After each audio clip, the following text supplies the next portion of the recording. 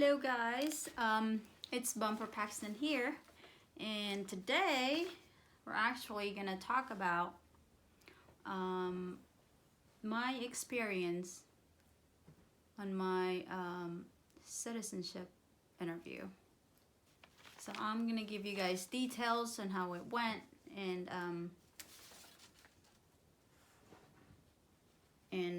just gonna go from there.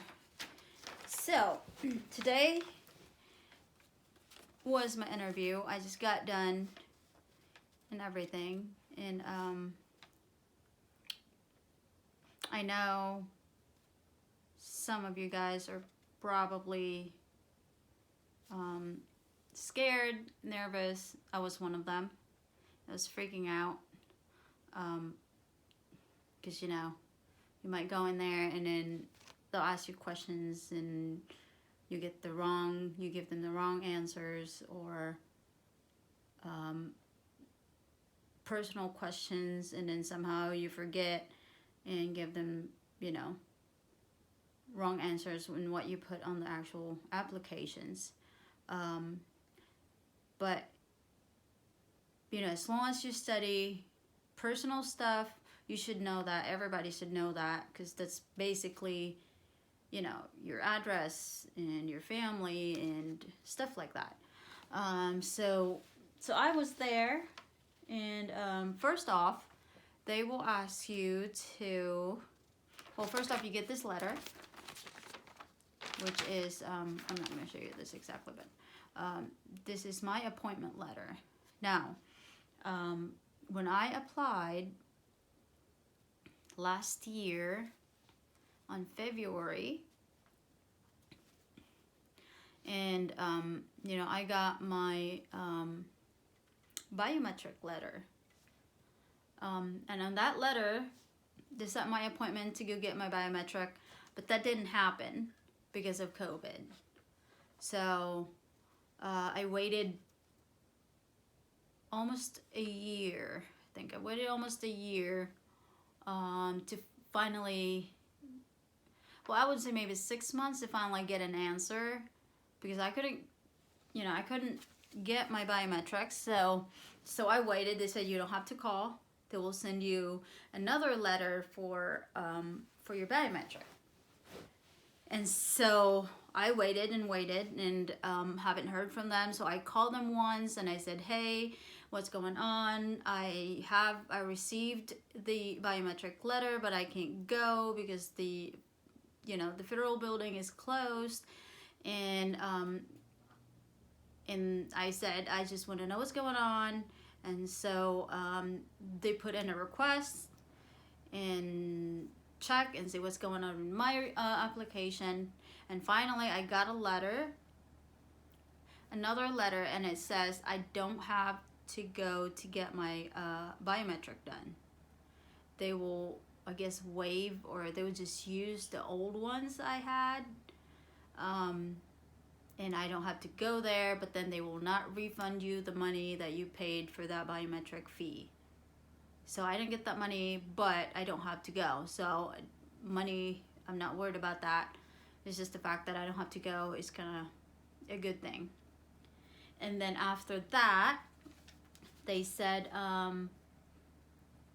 I will have to wait to receive my appointment letter for my interview. And I got it. Actually, I got it last month. And the appointment was today, which is February 2nd. And so I went. This is funny because when I started filing when I started filing the papers, I did study for a little bit and then I stopped. The reason being is it just, you've been waiting, you don't hear anything from them, so I just kind of stopped. And then last month is when I got this letter, and I literally study every single day just so I know that when I get there, I know for sure, the possible questions. If they ask me one of those questions especially the civics test, that I would know the answers and all of them, which I did. And then I went in today. My appointment was at 8 o'clock in the morning. We got there around I would say probably 7:40. Now you can't get in the building before, they'll give you like 15 minutes. So 15 minutes, then you can go in. 15 minutes before your interview, then you can go into the building. So we were outside and it was cold. And it's still a little bit dark outside. My husband dropped me off. He can't go in because it says on the papers the only person that can go in is either your attorney or if you have disability that you need somebody to go with you, then yes, they can go in with you. So my husband just dropped me off and he went home and come back after 2 hours because it says 2 hours in your appointment. So I'm not gonna let him wait outside for two hours until I'm done. So I went in, we got in there on time. You have to go through security. Now I didn't know if some state or some federal building on other states would allow you to have your phone, but I have my phone with me. I didn't use it. It was just in my purse. And then you go through a security, and then the office was upstairs. At first I couldn't find it. I was all over the lobby looking for it, but then it was upstairs, 4th floor. So I went up by myself, and there's also some people. Now it's not busy like it used to. When I was there, there's only like a couple of people that's that doing their interview as well. So we went up. I got everything ready. I got this appointment letter. You gotta have your green card, all your passport, wherever you came from. Take that with you just in case. I took mine. I had 2 passports. I even took my husband's passport and my daughter's passport. I took it with me along with the rest of the stuff. Now it says on the papers here, the stuff that you must bring with you to the interview is the letter, your alien registration card, which is your green card, any evidence of selective service registration, which I don't have that, and then your passport and or any other documents you used in connection with any entries into the United States, which passport. And those items noted below which are applicable to you. So if you are applying for naturalization as the spouse of a United States citizen, you must bring your marriage certificate. Yeah, make sure you have that with you just in case they will ask for it. They have a copy, but just in case they will ask for the original certified copy, at least you have it with you. And then if your husband or your wife been divorced, take that with you as well. And if you were divorced before or annulled or whatever, anything that about your history. So any of those you have to bring with you, whether they ask for it or not, at least you have it. And then your spouse birth or naturalization certificate or a certificate of citizen. So if your husband is a citizen, my husband is a citizen at birth, so I have to take his birth certificate. And so that's my daughter. My daughter is also a citizen, so I have to take her birth certificate as well. And I brought in with me, like I sent in our, as a proof of evidence, I sent in our tax return for 3 years. 3 years of tax return, so I brought that with me. They never asked for it, but I just want to make sure that I have everything I needed when it comes to, having my interview, and just in case they will ask for that, I know I have it with me. And so that's that. And I also brought with me, this is just a copy like of the 100 civics test questions. I have it with me. I took it with me. I didn't really study it because it was, let me tell you, it was so quiet in there that even, like, it's so quiet that I can hear, all I can hear is like the paper, like the noise of the paper. That's that's all I can hear. So because I was gonna, you know, study while waiting, so I didn't get to do that.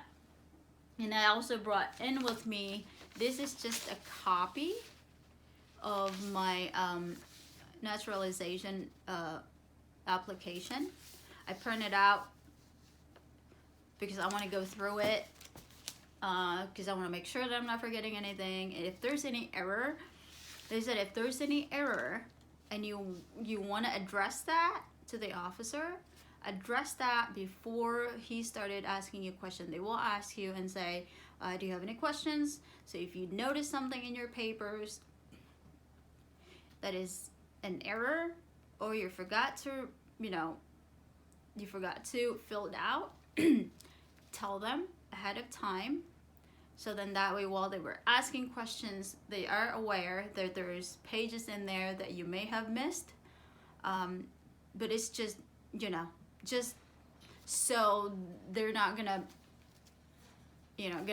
wonder why is this one not filling out? Why didn't you fill this out? They might, because you don't want them to start interrogating and asking all those questions if you haven't filled this out. So let them aware of what's going on. If there's any error, let them know. That's the best part you can do, best thing you can do. So then that way, while they were asking the questions, if they see that part that that you missed, or you put some error, you put something wrong in there, so then they can change it there. So that's that. And then so when you're upstairs, when you go up, well, ours here you have to go. Some federal buildings you don't have to go. You have to go up. Ours is you have to go up to 4th floor for naturalization interview. So we went up there, or I went up there. There's some people say I use words we. So I went up there, and then as soon as you go in, they will ask you to. They will check your temperature, and they will ask you to read. It's on the actually window. It will ask you to read.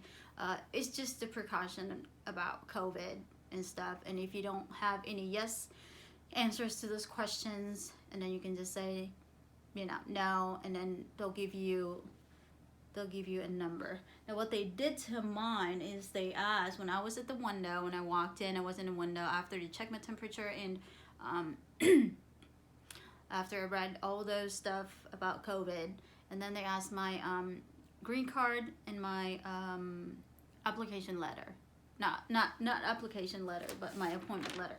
And they asked that, and then they'll put, I don't know if some other federal buildings, they'll give you like a little ticket that says, just an example, like P1, P2, and stuff like that. Ours don't. They just write it down in a piece of paper, in your appointment letter. They just write it down in there, either P1, P2. I was P2, so I was like the second person there, and then there's people also before me. There's one person ahead of me, and so then after that, you just wait, and then they'll call your number, and you go into the actual office, or whoever is the officer that is going to take your case. They'll take you to his office or her office and move on, and then they'll ask you all the questions. But in my case, I waited. I was P2. There's people behind me, but they called P1. They didn't call me yet, but then they called P4, P5, and so on. So I was like, what's going on? What's going on? They did not call my number. I was like, gosh, I hope there's nothing in those application that, that give them a red flag That's why they didn't call me. You know, we all think of something weird stuff while you're in there. It's because you're nervous and, you know, you don't know what's going to happen. You don't know who's the officer is going to interview you. You know, it's just case by case. So I was like the last person sitting there while the rest of the, you know, applicants already gone. So I was like, this is not good. So finally the guy went out and called my name and, you know, so-and-so, and it said, yep, that's me. And then, so he took me all the way to the back. And then he said, well, we apologize, but the actual officer that's supposed to take your case actually isn't here. I was like, oh God, this can't be real. So, and then he said, but I will take your case and get it done. So I said, thank you so much. Because I don't want to have to go back because the officer that took my case wasn't there. I don't know if he said something like it could be the road situation because it's been snowing, was snowing last night and the day before. So the road is pretty bad, especially like, you know, like neighborhood roads and not the main roads, but the main roads are okay. No problems at all and all that stuff. So finally he took my case and I went in there. Now, I saw some other people that's doing their interview that said you're not supposed to, as soon as you walk in, you're not supposed to sit down. You just, you know, stand still or keep standing until the officer will tell you to sit down. Now in my case, I followed him and he said, well, you can put your stuff on the other chair and then you can sit down. I sat down and we started talking, and he's gonna, you know, explain to me why my the officer is supposed to take my case wasn't there, stuff like that. And then finally he said, you can stand up, raise your right hand, and he said something, do you swear, and stuff like that, you're telling the truth. And I said, yes, I do. And then he said, sit down. And there's an iPad like in front of you. And there's also like a glass barrier, a plexiglass barrier between you and the officer. So then, then he started, you know, he said, hey, do you have your appointment letter and your green card? And I said, yes, I have it. I handed it to him. And then he started, you know, looking at it and started asking me questions. The first thing he asked me was, what's my full name? So I gave him that. I was afraid that he might, you know, ask me about, like on your green card, usually they don't put your, middle name, like the full middle name, they just put the initial. But then I put in there my actual, you know, the full middle name, and then my first name and last name. And but he didn't actually ask those. So he just asked my full name, and then he asked. Good thing I study it. It wasn't that bad. I'm not really good with numbers, but then he asked me, so the next one he asked me was my social security. And I literally just studied that yesterday. I have it with me, and I don't usually, you're supposed to memorize that. You don't have to carry your social security with you, but I didn't. But I have it with me today when I was there, and somehow I remember my social security, and I gave that to him, and then he proceeded and said, let's move on to the civics test. So he just asked my name, social security, and then he moved on to the civics test. Now, let me find this here. So the first thing he asked me was, I don't have this organized. Hold on, let me just organize this one.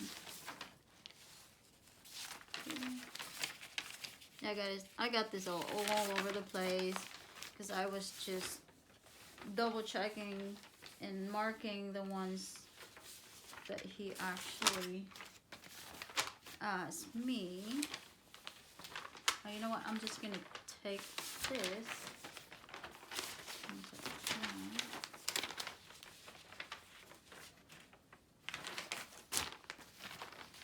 Okay. So the first thing he asked me was, oh shoot, I can't remember exactly. But anyways, so these are the questions.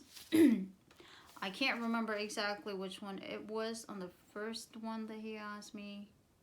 But these are the questions. So there's 100 questions, and they'll take 10 questions out of it. But all you have to answer is 6. Once you get the 6 correct answers, then they will stop. So one of the questions he asked me is, what is one right or freedom from the First Amendment? And then he asked me, what is the rule of law? And then another one is, what is one responsibility that is only for United States citizens? That, and what are 2 ways that Americans can participate in their democracy? And then another one is, name one problem that led to civil war. And then what did the Emancipation Proclamation do? So those are the questions he asked me.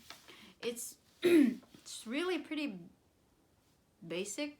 I wouldn't say it's basic questions, but it's something that you would remember. I was afraid that they might ask me the questions like names and stuff. I'm not very good when it comes to remembering names. And I put so much work on studying that, and none of them, not even the name of the president. They didn't ask that. But it's just kind of like, basic questions like, what is the rule of law? I mean, the answer is everyone must follow the law and stuff like that. And then, so we got that done. And he only asked me 6 questions, so I got him all right. So he stopped as soon as, he got into 6 questions.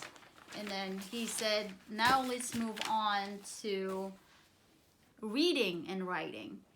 So now reading and writing, now that's when you use the iPad. So reading, they'll put something on the iPad and you have to read it. And then after that, they'll proceed on the writing. So the reading I had was, who lives in the White House? That was the reading. And then the writing is, he wants me to write, the president lives in the White House. So I got that done. I got that right. And then he said, okay, we're done with this civics test, reading and writing. Now let's move on to your personal stuff. And that's when he asked me,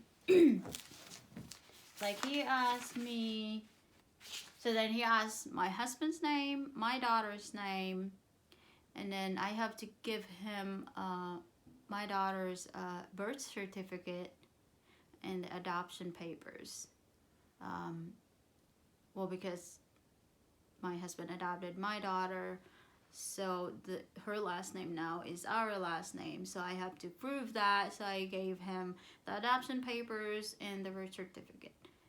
I'm pretty sure I sent that through when I started my application. I'm pretty sure I sent her birth certificate. But I have it with me, and thank God I did, because I would have never thought that he would ask that. But he did. He got it. He scanned that papers and her birth certificate and done. And he gave that back to me. And then he moved on to, so then he asked me my addresses in the last 5 years. he asked me about if I travel outside the United States in the last 5 years, which I have not. Actually, my passport is actually expired last couple of years ago. So I haven't traveled outside the United States. I haven't. The only we moved, so on the addresses, I have to give him all the address where I lived before and now. So we have moved 3 times. So I gave him that, and it was all correct and stuff. And then what else? Oh, and he asked my work, where I work, what kind of job, what occupation I do, and stuff like that. And that was, I got it all. Now, he did ask me about like your biographic information, but he didn't really like ask me the question. He just read it, and then I just kind of confirmed. So I just told him it's correct, and all that. And then he then moved on to the yes and no questions. So the yes and no questions, I don't think he asked me all of it. I don't, because it happens, well, it was so quick and it happens so quick and stuff like that. Oh, and one thing too, he will probably, or she will probably, now I can't guarantee it, because like I said, different officer has different, different way of taking your case. So they may not ask you that, they may not, they may ask you those questions. But he did ask me about my, do you have any other names you have used since birth? So I gave him my, my first name, last name before I was married. So I give him that. So yeah, he did ask me that one. And he also asked me my, your permanent, when did you become a lawful permanent residency? Permanent resident in the U.S. So he did ask me that, which everybody should know. You as an applicant should know that. And then he proceeded and asked me the yes and no questions. So the yes and no questions, like I said, I don't think he asked me all of it, because there's a good amount here. Yeah, I don't think he did. He just asked me like, yeah, I remember him asking me like, are you ever a member of like a military unit and stuff like that? And like, were you ever a worker or volunteer or a soldier, or did you otherwise ever serve in any of the following, like prison or jail or prison camp, detention facility, labor camp, and stuff like that?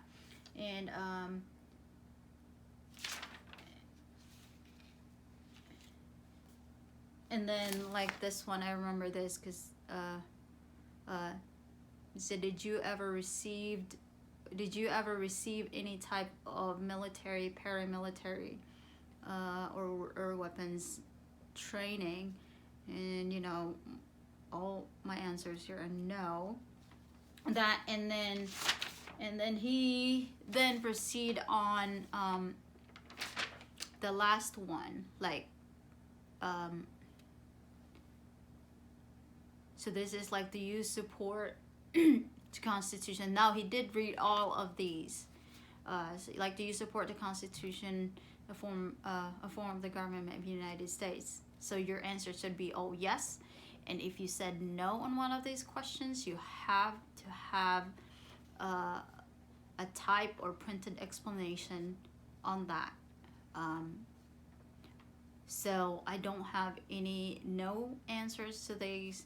They're all yeses answers. And then, so we got that done. After that, and then he proceeded back into the iPad, because you have to sign. Now, at first they want you to, once you pass, if everything is correct, that officer actually put in your information on the iPad, and you have to double check, make sure everything is correct. And if it's correct, you just accept, I think yes, accept and yes and stuff like that. And then in the next page, we'll pull up another page and it will show up on the iPad, and that's when you have to sign. And after that, then he will print out, I don't have it with me, but he will print out a piece of paper that says you passed the government civics test, reading and writing or something like that. I don't have it with me, it's over there on the table, but yeah, you'll get that. And then they will check mark also the congratulation and stuff like that. In some state, I know, will do their oath taking ceremony the same day. Not on my case. He said that they will then, I have to wait to get the letter for that, for my ceremony. So it didn't happen today. He's not sure either how long it would take. And I asked him if do I have to come back or go back to the federal building to do that, and he said more likely not. They don't usually do that in, at least here on the federal building. I think because the rooms are really small, and if you have your family with you, I don't think they would allow that, especially right now with the pandemic. So yeah, he said you will get the letter for your ceremony, and then you just go. So I don't know when and where, but I know for sure it's not, I don't think it's gonna take that long. And then I did ask him about if I were allowed to bring my family, especially with this pandemic going on. And he said, yeah, I should be able to. It's just me and my daughter and my husband, so there's just 3 of us. But I know for sure that you have to wear your mask. Like before you go in the federal building, you have to have your mask on. And the officer will, make sure you have it on and stuff like that, and while you go in. So once you're inside the federal building, you have to have that on. The only time that I have to pull it out is when the actual police officer has to, before you go in, they look at your ID, which I give him my green card, and then they kind of put it right next to you to make sure that's the same person on the picture. So yeah, after that, and that was it. So yes, I got that done. Everything actually went really smooth and well. The officer that interviewed me was really, really nice. I was scared at first. You're going in, you don't know what's gonna happen. So you were sitting there, and as soon as that officer started talking to me, it literally calms me down, because it's not like, I feel like I was just talking to a regular person, like my friend or something. I didn't feel scared or anything. So yeah, that went well, and I passed, thank God, because I've waited for almost a year, and it's finally over and it's done. Now all I have to do is wait and wait for that letter and take my oath and I'm good. So you guys that haven't done it yet or on the process of doing it, just don't be scared. Well, I shouldn't say that because we're all scared. I was scared. But as long as you study your questions, you should be okay. You shouldn't have any issues with that. Civics test, I know there's 100 questions, but if you study all those, I don't think you have any issues answering all the questions. And I was worried that they might ask me like names. Like I said, I am not good with names. But they never asked those, not even the name of the president, none of those.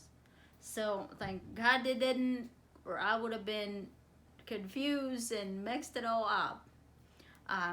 But yeah, well, so like I said, whoever if some of you guys are going through the process and waiting for your interview, just, you know, I guess just be yourself and do the best you can. You'll be okay.